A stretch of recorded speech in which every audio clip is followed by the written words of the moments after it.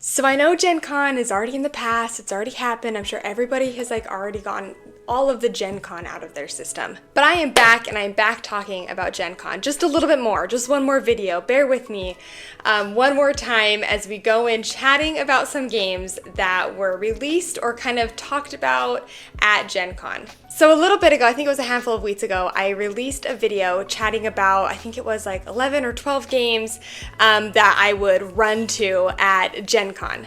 Now I released that video. I feel like I did a decent amount of research looking through all of the games that were set to kind of be released or talked about or previewed during that time. And so I put together my list, made that video. Well, now post Gen Con, I obviously went through everybody's videos who actually attended Gen Con. I didn't, unfortunately. I was actually on a family vacation at the time.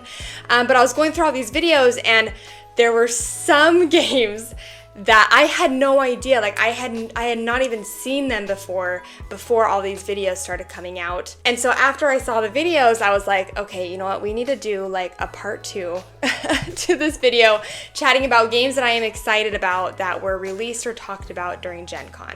That's the really fun part about Gen Con though, is that, you show up and there's just so many games, and so many publishers bring games that you weren't expecting or you didn't see on the Gen Con preview list, or sometimes those games got added last minute, so maybe it was added before I personally did my research. But no matter what, these games were kind of teased about or talked about or shown off a little bit at Gen Con, and I personally noticed them, and I'm really looking forward to them. So let's see how many we have here. 1, 2, 3, 7. 7 games that should have been on my first list. But it's okay. This is just a part 2. Part 2, here are even more games that are set to be released soon or within the next coming years that I am super excited about.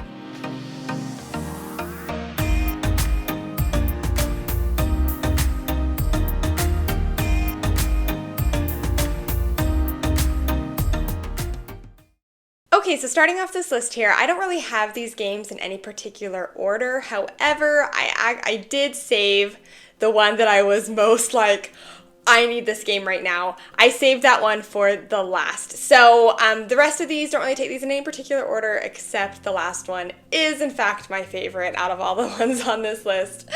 But the first one we're going to start off by talking about today is Rebel Princess. So Rebel Princess, I actually saw this one when it was when I did my first video, and I had heard kind of some talk about it, but I wasn't too interested. I'm it looks cute and fine, but I kind of had more interest in some of the other ones on my list. So I decided to leave Rebel Princess off. The more and more that I've seen about this game, the more interested I kind of have become in it. So in Rebel Princess, this is a trick-taking game where you are playing as princesses and you are trying to avoid marriage proposals at all costs. It's essentially Hearts. That's kind of the way I've heard it described a lot. And you are trying to become the only single princess at the end of the party. I love the artwork in this game. I think it is so cute. I love how it it has all the Disney princesses, and it's almost like a dark art. I don't really know how to describe it because it's not a dark art, but it feels kind of like a dark art kind of style to the whole thing. And I love that you are, trying to avoid the tricks or trying to avoid the princes. It's just fun. I really enjoy trick-taking games. I definitely don't play them often enough, and I am always on the lookout for them. So again, originally when I saw this, I was like, but the more I've heard about it and the more that people have kind of been chatting up this game, it's okay, maybe I do need to try this one. The next one, I was shocked that I hadn't heard anything about it. It wasn't, I forgot whose video. Was it the Dice Towers video? It was one video that I saw that kind of highlighted this game, and I was like, oh my gosh, stop everything. I need this game right now. But this is Hi-Fi. So in Hi-Fi, you are trying to produce the B-side of an unfinished legendary rock album. So in this game, I don't really know too much about it. I don't know too much about a lot of the games on this list. But I know you have cards and you're trying to lay them down in certain patterns, I believe, that will score you points. And the patterns are like the sound waves. So you're trying to put together the album and the sound waves the most harmoniously, I believe. But the cool thing about this game is there is a mini record player like in the box. So if you can see right here on this picture, there's this record player, and that is how you determine, I believe that's either how you determine your actions or turn order. I think it's your actions though, because I believe you spin this record player here, and whatever it lands on, you can choose that action or the two actions beside it. So like that is just one of the coolest pieces I have ever seen. Like as far as like a production goes, that is so freaking cool. And I just need that record player, even just for like display purposes.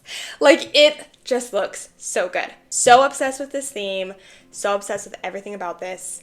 I need to get my hands on it now. This next one, like it hurt me when I found out about it. I think it was actually Stella from Maple University who was chatting about this, and it was literally like a couple days after I posted my video on like games I'm excited about for Gen Con. I saw her video, or a video that she did that had this game in it, and I was like, are you kidding me? Like how did I not see this? But this is Parks Roll and Hike. So Parks is one of my favorite games. I have it right here on my shelf. Love Parks. And this is a roll and write version of Parks. It says roll your way through the mountains, forests, fields, drawing as you go. I've really been on like a roll and write kind of kick lately. I've been loving draft and write records. That's kind of the, and so many games of that on BGA constantly. And so yeah, just to have a kind of different version of Parks, which I love the theming in Parks, like hiking through the national parks and doing stuff like that. So I'm really interested to see like how they implement the Parks game into a roll and write version. Some of these I kind of have a little bit of an idea of how they operate or play or the mechanics in them. This next one I have no idea. All I know is I saw the cover and well actually my first thought was of Jenna from Board Game Garden. I was like, Jenna needs this. And then I took a step back and I was like, and I need this too. Like, but this game is called Pergola. This is being produced from Rebel Studio, and in this game it says, if I can come back here, it says grow plants, invite insects, and make your garden look beautiful. In Pergola, players develop their gardens, grow new plants, and attract insects and small animals. Sounds a little bit like a polyomino game, which I am totally here for. I just love that theme of like trying to build out your garden. Out of all the games on this list, this is definitely the one that I know the least about, and I don't think that from what I saw on the handful of videos that I watched, or actually I didn't watch a video on this, I actually was reading a forum that had this in it. I believe this was like very much a teaser, like there wasn't a lot of information. I didn't even know if they had the game set out or if it was just the box. But I am very much interested in this, and I really want to see what the boards actually look like. So yeah, check it out. There's really, I don't think there's like any images. Yeah, there's literally like no images of this one, just the cover. But it looks so cute. So definitely, and there's a little bumblebee in the corner. Oh, makes me love it even more. For whatever reason, I really don't like the name of this next one, but it looks really interesting, and I love the theme. I just don't jive, I don't know, for whatever reason I just don't really connect with the title of this. But the title of this game is Spectacular. What you are doing is you are combining tiles and dice to create your own animal park. All about zoo games, building little animal enclosures. Love that. And that is kind of why I'm interested in this one, because it looks like the primary goal of the game is to you're actually building out your enclosures, or you're building out your sanctuary. I don't think it's a zoo, I think it's more of like a sanctuary. It says during the game you select animal tiles and dice, where the dice represent food for the animals. The color of the dice must match the habitat of the animal tiles. Each turn provides crucial decision making where you need to consider whether to draft a die of certain value or ensure an animal tile which may not be available again. I really like drafting dice games and kind of all that jazz. So yeah, it looks really interesting. It also says that you can raise the difficulty level of the game, which I appreciate, especially when I have a lot of young kids that kind of want to play. I can kind of tone it down a little bit for Addie, and then when I want to play with adults, I can kind of again raise that difficulty level. Yeah, it kind of sparked my interest. So now we're actually going to hop on over to Good Games Publishing, which I actually just recently released my review for Land vs. Sea, which I really enjoyed. Really enjoy that game. Definitely check it out. They are going to be releasing a new game called Curses and Covens, and I think it's actually already released. I think you actually can purchase this game now. But you are playing, well, it says friendly towns work together to hide witches and thwart the witch hunters. I am all about witch-themed games. Like, witch-themed games is probably one of my favorite theming in games. I love just like the witchy, spooky potion, like spell vibes. I love all that. And it says Curses and Covens is an all versus one card game where 3 or more friendly towns face off against the witch hunter. One player plays as the witch hunter and wins by capturing witches. The witch hunter will be trying to keep track of where the cards are and pushing their luck and trying to collect them. Love push your luck games, so I love that this is in it. It says other players play as the towns and are on the side of the witches. They're playing a game of bluffing and silent cooperation as they try to outsmart the witch hunter. I love everything about that theming. I love how you're trying to really be sneaky and hide things from the other player that are like kind of around the table. I believe this is a 4 to 6 player game. 4 to 6, yeah. And on Board Game Geek it says best at 6. I would assume that's probably the case. This probably does play better at that higher player count. That way you have kind of more kind of ways to be secretive about the witches. It does kind of mention a little bit of limited communication in this game. I don't know to what extent that normally is, because normally I don't love games that have limited communication, but everything else about it I'm really interested in. So that was the 6th game that we're going to talk about. So now we're jumping into the 7th game, and the one that I am the most excited about. And it makes me laugh because this is another one that I hardly have any information on. All I know is the cover, and I wouldn't have seen it if I wouldn't have. I believe it was Alex from Board Game Co. I think he actually posted a really quick picture onto his Instagram stories, and that's how I found out about this. Nobody is talking about this. Like, I have no idea why nobody is talking about this game. I haven't heard any other content creators talk about it. Maybe they are and I'm just not seeing it. Like, let me know if there's other content creators talking about this. I know that game is getting there was not a lot of information. There's not a lot of information even on Board Game Geek. I can't even find a page. There's not even a Board Game page at this time of filming this video on Board Game Geek for this game. This is actually on a forum that somebody posted about games that they're excited about or games that they saw on Board Game Geek. So I'll make sure to link all the information for all these games, including this one, in the description below.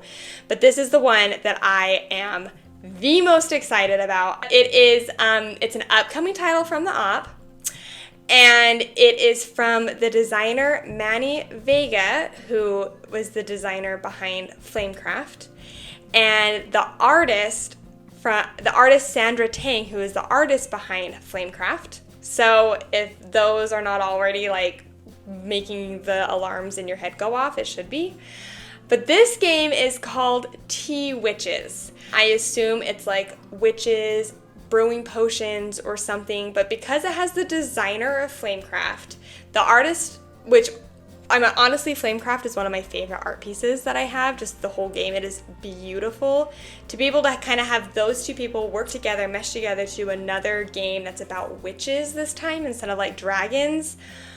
Oh my gosh, I cannot wait for this game. I mean, there's a handful of releases about Gen Con that okay, I knew about this one, or I kind of know about this, because I kind of tend to have a little bit of information about what's going on.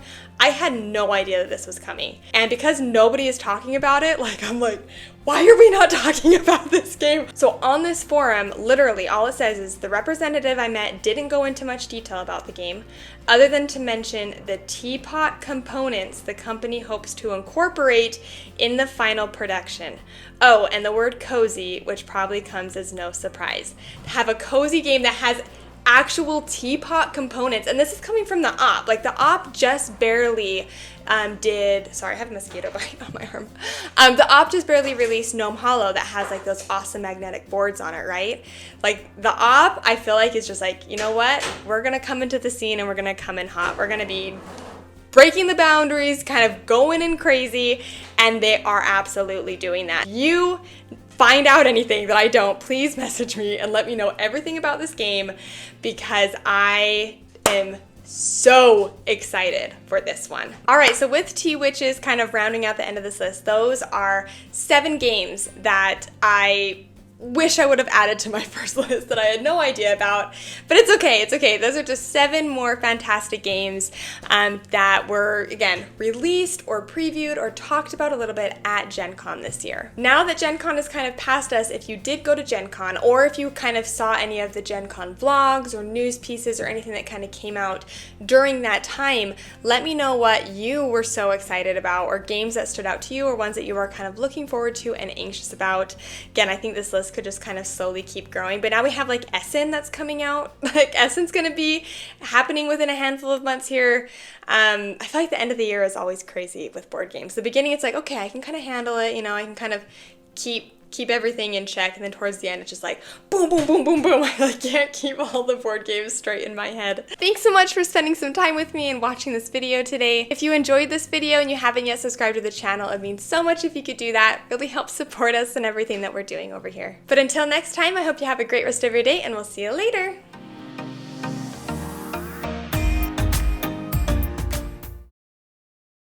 Yes, honey? You did it the wrong way. Oh, I can fix it for you. 1 second, I have to fix Jamie's watch. Your Spider-Man watch. It's on the wrong way. Where is it belong to? Okay, there we go. Let's put this in. Okay, there you go. Now you're set. Hey. You're welcome. You're welcome, dude.